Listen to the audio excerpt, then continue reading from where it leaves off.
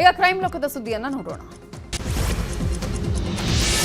ಧರ್ಮಸ್ಥಳ ಬುರುಡೆ case ಪ್ರಕರಣ ಸಂಬಂಧ ತಪ್ಪೊಪ್ಪಿಗೆ ಹೇಳಿಕೆ ದಾಖಲಿಸಲು ಕೋರ್ಟ್ಗೆ ಚಿನ್ನಯ್ಯನನ್ನ ಕರೆತರಲಾಗಿತ್ತು.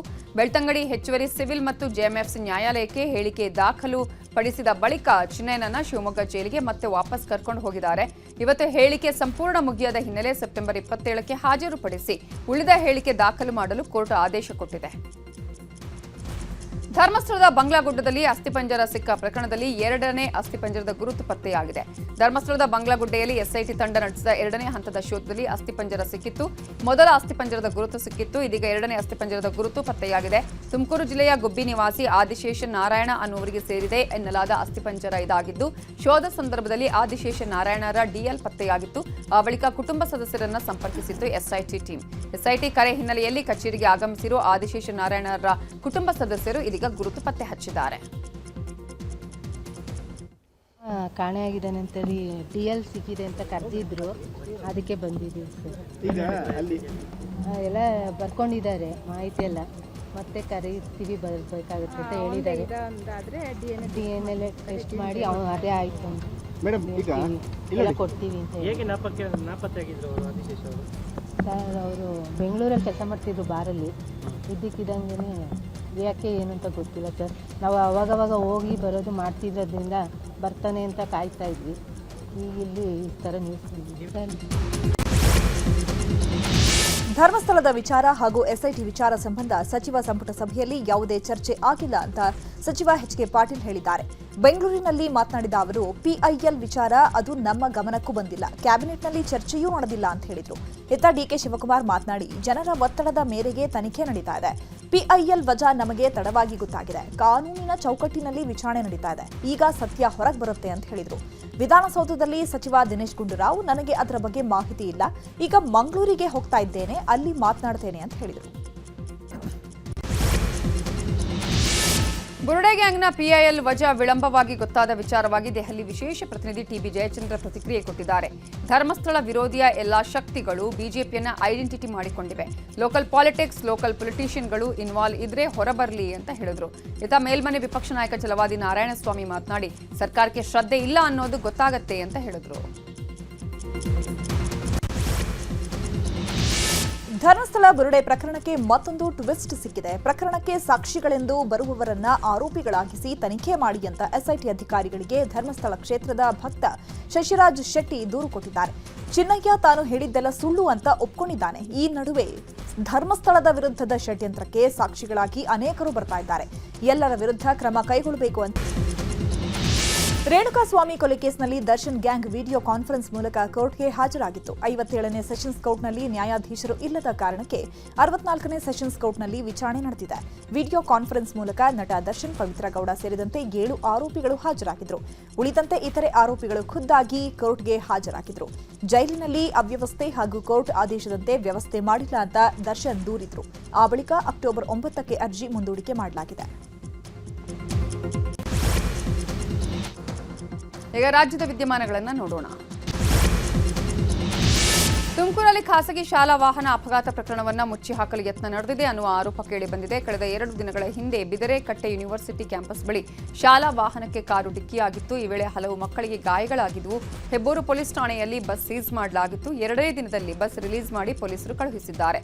ಅಪಘಾತ ಪ್ರಕರಣ ಮುಚ್ಚಿ ಹಾಕಲು ಬಸ್ ಮಾಲೀಕ ಮಹಂತೇಶ್ ಬೆಂಗಳೂರಿಗೆ ಬಸ್ ಅನ್ನು ಸಾಗಿಸಲು ಪ್ರಯತ್ನಿಸಿದ್ದಾರಂತೆ.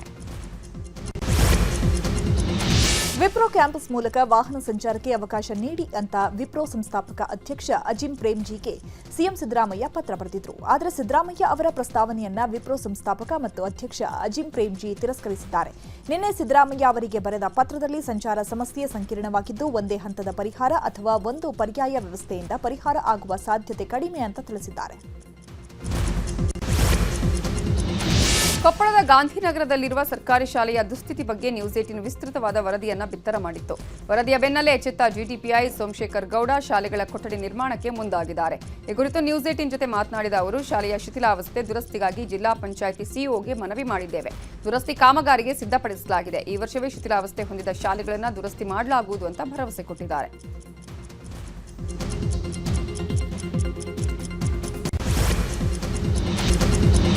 ರಾಜಸ್ಥಾನಕ್ಕೆ ಪ್ರಧಾನಿ ಮೋದಿ ಭರ್ಜರಿ ಗಿಫ್ಟ್ ಕೊಟ್ಟಿದ್ದಾರೆ. ಬಾನ್ಸ್ವಾರದಲ್ಲಿ ನಡೆದಂತಹ ಸಮಾವೇಶದಲ್ಲಿ 1,22,100 ಕೋಟಿಗೂ ಹೆಚ್ಚಿನ ಮೌಲ್ಯದ ಯೋಜನೆಗಳನ್ನು ಉದ್ಘಾಟಿಸಿದರು. 42,000 ಕೋಟಿ ಮೌಲ್ಯದ ಪರಮಾಣು ವಿದ್ಯುತ್ ಯೋಜನೆಗೆ ಶಿಲಾನ್ಯಾಸ ನೆರವೇರಿಸಿದರು. ಈ ವೇಳೆ ಮಾತನಾಡಿದಂತಹ ಮೋದಿ ಕಾಂಗ್ರೆಸ್ ದೇಶದಲ್ಲಿ ವಿದ್ಯುತ್ನ ಮಹತ್ವದ ಬಗ್ಗೆ ಗಮನ ಹರಿಸಲಿಲ್ಲ ಅಂತ ವಾಗ್ದಾಳಿ ನಡೆಸಿದರು.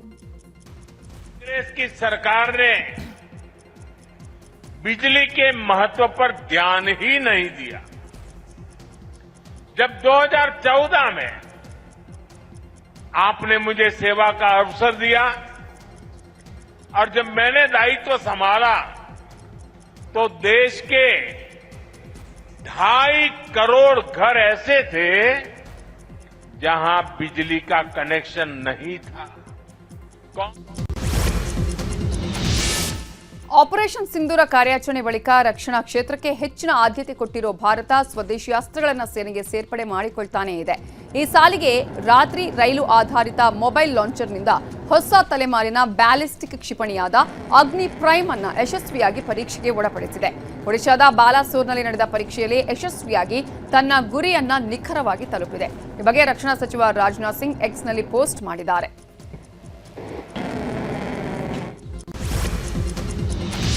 ಬರೋಬ್ಬರಿ 60 ವರ್ಷಗಳ ಕಾಲ ಭಾರತೀಯ ಸೇನೆಯ ಬೆನ್ನೆಲುಬಾಗಿದ್ದ MiG-21 ಫೈಟರ್ ಜೆಟ್ಗಳಿಗೆ ಅಂತಿಮ ವಿದಾಯ ಹೇಳುವ ಕಾಲ ಸನ್ನಿಹಿತವಾಗಿದೆ. ನಾಳೆ ರಷ್ಯಾ ನಿರ್ಮಿತ MiG-21 ಯುದ್ಧ ವಿಮಾನ ಸೇವೆಯಿಂದ ನಿವೃತ್ತಿ ಪಡೆಯಲಿದೆ. MiG-21 ಯುದ್ಧ ವಿಮಾನದ ವಿದಾಯ ಕಾರ್ಯಕ್ರಮವನ್ನು ಚಂಡೀಗಢದ ವಾಯುಪಡೆಯ ವಾಯುನೆಲೆಯಲ್ಲಿ ಆಯೋಜನೆ ಮಾಡಲಾಗಿದೆ. ಜಮ್ಮು ಕಾಶ್ಮೀರದ ಉಧಂಪುರ್ನಲ್ಲಿ ಧಾರಾಕಾರ ಮಳೆಯಿಂದ ಸೇತುವೆಯೊಂದು ಕೊಚ್ಚಿ ಹೋಗಿದೆ. ಪರಿಣಾಮ ವಿದ್ಯಾರ್ಥಿಗಳು ನದಿ ದಾಟೋದಕ್ಕೆ ಪ್ರಾಣವನ್ನೇ ಪಣಕ್ಕಿಡುವ ಸ್ಥಿತಿ ನಿರ್ಮಾಣವಾಗಿದೆ. ಹರಿಯುವ ನೀರಲ್ಲಿಯೇ ಪೋಷಕರು ಮಕ್ಕಳನ್ನು ಹೊತ್ತು ಸಾಗುವ ಸ್ಥಿತಿ ನಿರ್ಮಾಣವಾಗಿದ್ದು, ಅಧಿಕಾರಿಗಳು ಕಣ್ಮುಚ್ಚಿ ಕೂತಿರೋದಕ್ಕೆ ವಿದ್ಯಾರ್ಥಿಗಳು ಆಕ್ರೋಶವನ್ನ ಹೊರಹಾಕಿದ್ದಾರೆ. ಹೈದರಾಬಾದ್ನಲ್ಲಿ ಪೋಷಕರ ಮಾತನ್ನು ಧಿಕ್ಕರಿಸಿ ಮದುವೆಯಾದ ಯುವತಿಯನ್ನ ಕಿಡ್ನಾಪ್ ಮಾಡಲಾಗಿದೆ. ನರಸಂಪಲ್ಲಿ ಗ್ರಾಮದಲ್ಲಿ ಪತಿ ಮನೆಗೆ ಏಕಾಏಕಿ ಬಂದ ಯುವತಿಯ ಪೋಷಕರು ಹಲ್ಲೆ ನಡೆಸಿ ಮಗಳನ್ನ ಕಾರ್ನಲ್ಲಿ ಹೊತ್ತೊಯ್ದಿದ್ದಾರೆ. ಈ ಘಟನೆಯ ವಿಡಿಯೋ ವೈರಲ್ ಆಗಿದ್ದು, ಪೊಲೀಸರು ಆಕೆಯ ಪೋಷಕರು ಮತ್ತು ಸಂಬಂಧಿಕರ ವಿರುದ್ಧ ಪ್ರಕರಣ ದಾಖಲಿಸಿಕೊಂಡಿದ್ದಾರೆ. ಲಡಾಖ್ನಲ್ಲಿ ನಡೆದ ಹಿಂಸಾಚಾರದಲ್ಲಿ 4 ಜನ ಪ್ರಾಣ ಕಳ್ಕೊಂಡಿದ್ದಾರೆ. ಇದು ಕೂಡ ಪಿತೂರಿಯ ಪರಿಣಾಮವಾಗಿದೆ ಅಂತ ಲಡಾಖ್ ಲೆಫ್ಟಿನೆಂಟ್ ಗವರ್ನರ್ ಕವಿಂದರ್ ಗುಪ್ತಾ ಅಭಿಪ್ರಾಯಪಟ್ಟಿದ್ದಾರೆ. ಕಳೆದ 2 ದಿನಗಳಿಂದ ಲಡಾಖ್ ಜನರನ್ನು ಪ್ರಚೋದಿಸಲು ಪ್ರಯತ್ನಗಳು ನಡೆದಿವೆ. ಇಲ್ಲಿ ನಡೀತಾ ಇರುವ ಪ್ರತಿಭಟನೆಯನ್ನ ಬಾಂಗ್ಲಾದೇಶ ಮತ್ತು ನೇಪಾಳದಲ್ಲಿ ನಡೀತಾ ಇರುವ ಪ್ರತಿಭಟನೆಗಳಿಗೆ ಹೋಲಿಸಲಾಗಿದೆ. ಇದು ಪಿತೂರಿಯ ಭಾಗದಂತಿದೆ ಅಂತ ಹೇಳಿದ್ದಾರೆ.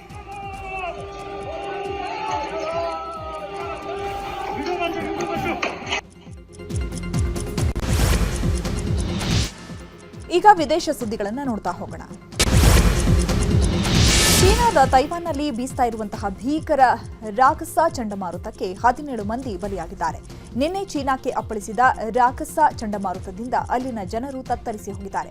ದಕ್ಷಿಣ ಚೀನಾದ ಕರಾವಳಿಯಲ್ಲಿ ಸಮುದ್ರ ಕೂಡ ಪ್ರಕ್ಷುಬ್ಧಗೊಂಡಿದ್ದು, ತೈವಾನ್ನಲ್ಲಿ ಪ್ರವಾಹದ ತೀವ್ರತೆಗೆ ರಸ್ತೆಗಳು ಕೊಚ್ಚಿ ಹೋಗಿವೆ. ಈವರೆಗೆ 17 ಜನರು ಸಾವನ್ನಪ್ಪಿದ್ದಾರೆ. ಇತ್ತ ಉತ್ತರ ಫಿಲಿಪೈನ್ಸ್ನಲ್ಲಿ 10 ಸಾವುಗಳು ವರದಿಯಾಗಿದೆ.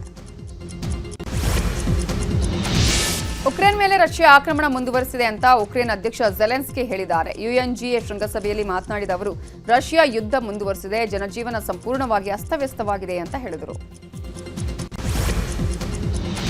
ಅಮೆರಿಕದ ಕ್ಯಾಲಿಫೋರ್ನಿಯಾದಲ್ಲಿರುವ ಆಭರಣದ ಅಂಗಡಿಯಲ್ಲಿ ಲೂಟಿ ಮಾಡಲಾಗಿದೆ. 25 ಮಂದಿ ಕಳ್ಳರು ಶಸ್ತ್ರಾಸ್ತ್ರಗಳ ಸಮೇತ ನುಗ್ಗಿ 9 ಕೋಟಿ ರೂಪಾಯಿ ಮೌಲ್ಯದ ಚಿನ್ನಾಭರಣವನ್ನು ಕದ್ದೊಯ್ದಿದ್ದಾರೆ. ಮುಸುಕುಧಾರಿಗಳ ಗ್ಯಾಂಗ್ ಚಿನ್ನ ಕದಿಯುವ ದೃಶ್ಯ ಸಿಸಿಟಿವಿಯಲ್ಲಿ ಕ್ಯಾಪ್ಚರ್ ಆಗಿದೆ. ಪೊಲೀಸರು ಆರೋಪಿಗಳಿಗೆ ಬಲೆ ಬೀಸಿದ್ದಾರೆ.